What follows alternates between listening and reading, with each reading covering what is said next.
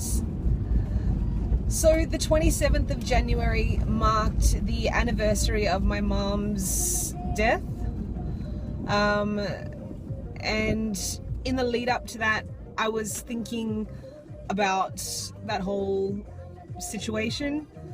And I got to thinking about the way that she actually died. She had a brain disease, but it wasn't the brain disease that killed her, technically speaking. And what I mean by that is, prior to her passing, the doctor started her on a morphine drip to keep her comfortable, and towards the end, the doctors told me that they were going to start raising the amount of morphine in the drip each week, like go up a little bit each week. I don't know how much morphine they were giving her or how much they were increasing it by, but it was basically to help her die. It's basically euthanasia on their terms, basically. Like, she was at a point, and had been at a point for a while, that nobody would ever want to be at.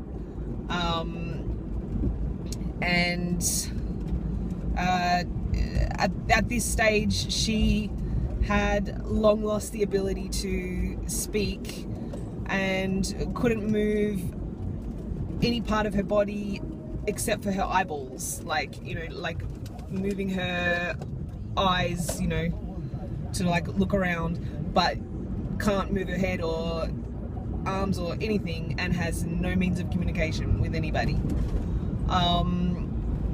So it was probably a point that she, if given the choice, wouldn't have wanted to get to. But euthanasia is not legal in Australia. I don't know whether it's legal anywhere, but it's definitely not legal here. But euthanasia happens every day in various care facilities and hospitals around the country, at doctor's discretion, and it's totally fine. Like, they're not breaking any laws, or it's no like big secret. It's not like, oh, they did that with my mum, but they don't usually do that. They do, because other people I've spoken to who have been in a similar situation with somebody who has had a long-term illness that there is no treatment for, no surgery for, no chance of curing or anything like that. There's no magic pill around the corner or some operation or something that can be done. There's, we knew from the outset that there was no treatment available for my mum, no medication, no surgeries or anything like that here or anywhere else internationally. When I asked if other countries had options for this particular condition, I was told that Australia is leading the way and we've got nothing. That's like their exact words. And that's the head of neurology at one of the leading hospitals in the country.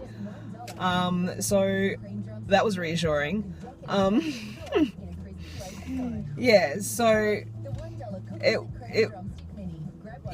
I'm basically not talking about whether that process was right or wrong, or that I was misinformed or I didn't know or anything like that. Like, it's none of that. This is just like, I'm just wondering why euthanasia is still such an issue. Like, it's such a taboo topic to bring up, and you know, people are either for it or against it, and there's not really any grey area. And no doubt some people watching this will think that I'm a cunt, but that's pretty much the chance that I take every time I upload a video, so you know. But yeah, I'm just wondering why it's still that way when it's already happening around the country every day. Like, other people, like I was saying, who have been in a similar situation, obviously with a different disease. This disease is really rare.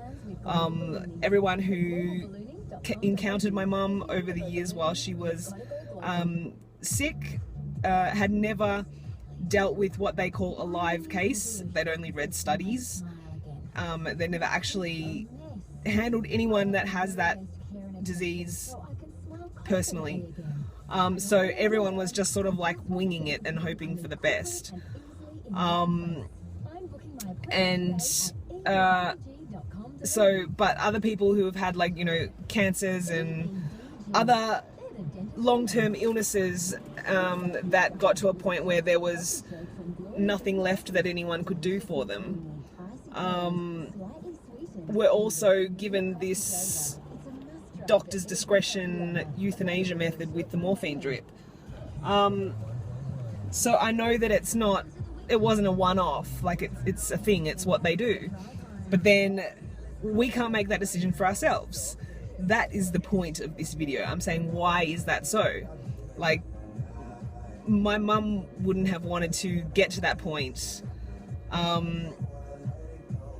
You know, if she was given the option to lay out her terms before she, you know, while she could still talk and stuff, you know, I don't think that she would have said that would be the point that she would choose. I think she would have chosen, you know, significantly earlier than that, in terms of like the progression of things. I don't think she would have wanted it to get that far. But no one in this country is allowed to make that choice for themselves. It's only when the doctors just have had enough of you, basically. You're just taking up a bed, using their resources, you know, their staff and, you know, their manpower, and taking up a bed when, you know, they can't treat you. Sorry, I'm fixing my pants. They can't treat you. There's nothing they can do for you. You're just there like a broccoli taking up a bed, and there's nothing that, you know, there's nothing that they can do for you. There's no chance of anything. So it's like when they just want to speed up the clock a little bit and, you know, push things along, then they start this process. But yeah, we're not allowed to make that choice for ourselves. We can't say, you know, when I get to, you know, if it ever happens that I'm hit by a bus and I lose this and this and this ability, then fucking pull the plug. No one's allowed to make that choice. But when they can't be fucked with anymore, they can make that choice and no one questions it. It's like not an issue because they call it something different. Like, I don't know, it's just weird. What do you think? Yeah, let me know. What do you think about this touchy subject? Yeah, let me know. Let's see how many subscribers I have left after this. Anyway, thank you so much for watching, guys. And thank you for let's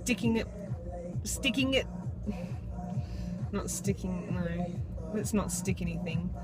Thank you for hanging in there and persevering with me, even though I put out shit like this and all the other dribble that I've previously uploaded.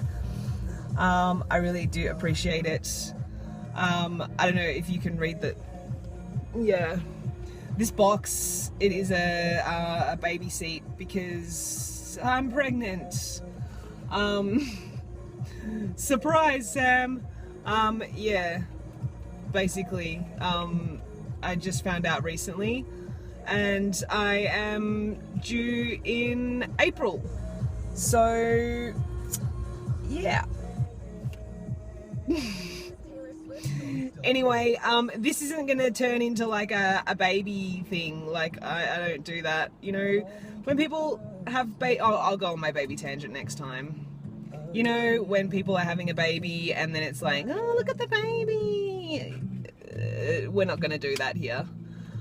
And I will tell you all about that next time. Thanks so much for watching, guys, and I will see you soon.